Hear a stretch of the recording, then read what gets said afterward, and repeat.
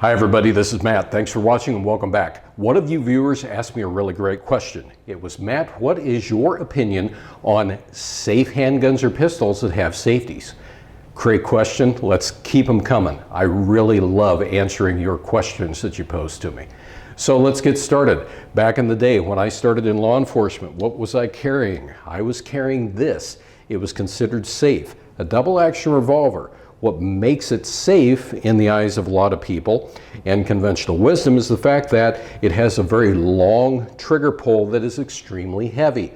So it takes a lot of deliberate action to make the gun go bang. Now, if you compare that today with polymer pistols, like say this Glock, for example, not so much. Shorter, lighter. And that makes some shooters nervous. And I was just talking to somebody today that told me that their safety when it came to carrying their polymer pistol was carrying on an empty chamber. Now, on the internet, if you tell people that, you're gonna have a lot of criticism. You'll have instructors out there that'll get up and they'll be like, well, let's see, you're less of a man, or whatever else, if you're not carrying with one in the chamber. You know what? Here's the deal. The truth is, we all started with the same level of knowledge about the shooting sports. And that level of knowledge was zero. Zero, zip, nada. And even when I started carrying as a deputy sheriff, you know what? First few times you're carrying, frankly, you get a little bit uneasy. You get a little bit nervous. Why? Because you respect the weapon. You know what it is capable of doing. So is there any shame at all in admitting to somebody that you feel slightly uncomfortable and so you're going to carry on an empty chamber? No, there's no shame. And anybody that tells you that they weren't a little bit nervous the first time that they carried, they're either a fool or they're a liar or crazy, one of the three. So with that out of the way, let's rock and roll. You know what? Here's the deal. When it comes to carrying with a safety, I don't care if you run with an M&P, if you run with an HK, if you run with a 1911, it doesn't matter. The key is your training in how to use that. And this is where your dry weapons manipulation comes into play. For example, here's a 1911. This has a safety. If you're carrying it in traditional manner, it would be carried cocked and locked like this. The key is learning how to run the gun, and that's where practice comes into play. This, again, I will say is where dry weapons manipulation is important. And this is a big stumbling block where a lot of people do not do it. Therefore, they don't succeed, they don't get comfortable, and they don't get proficient. And if they ever needed to use this in the gravest of situations, you know what? That's where accidents happen. Or accidents can happen on the range because of peer pressure. So let's talk about this a second.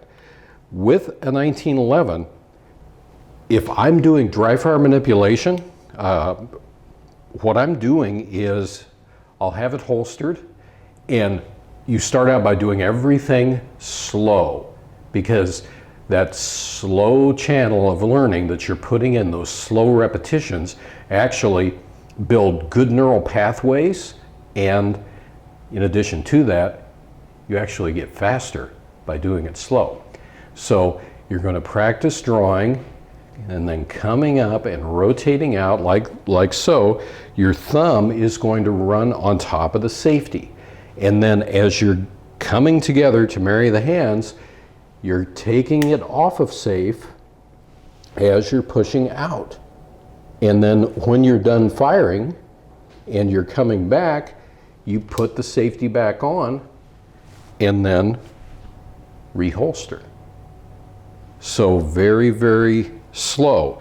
And the part of doing it slow, and I'm going to turn around here because I'm left-handed, so hopefully this way you'll see it a little bit better. The key to doing it slow is, and the advantage to it is, you can come up, you can actually rotate this out and then come forward, taking the safety off as you're going forward like this. Now, a good way to double check yourself is simply use your phone, because most of our smartphones today have cameras in them, right? And they allow for video recording. Set your phone up and record your practices, and that will make you better. But the key is learning how to run the gun and to run it consistently. Now, normally I'm carrying something like this. And since this is what I carry, this is what I train with the most. If I were to shift back to a 1911 or something like this, I would have to retrain. Why? Because I'm used to carrying something like the Glock.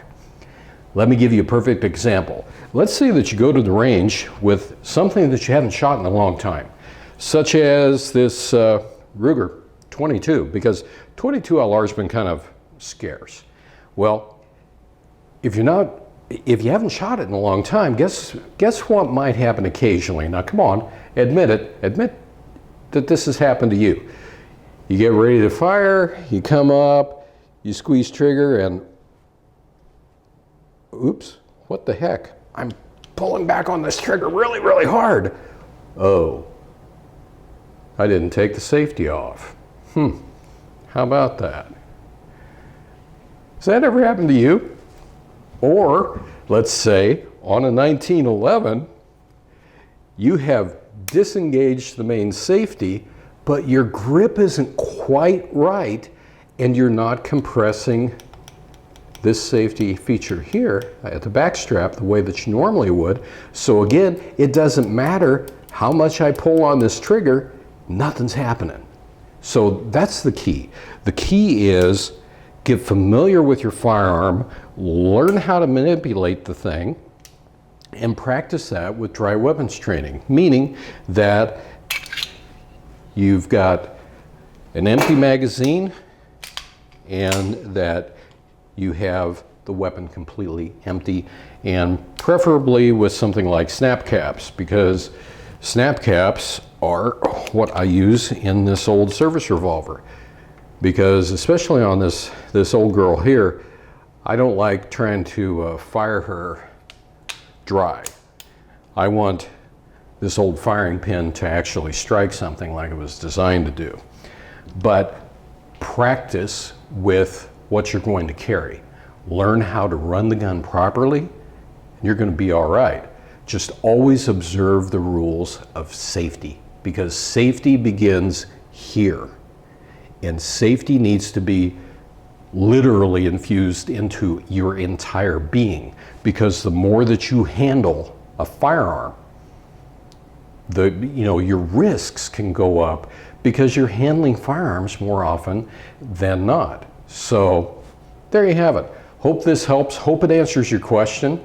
And until next time, thank you. Thank you for watching. Come back sometime and visit, and we'll see you later.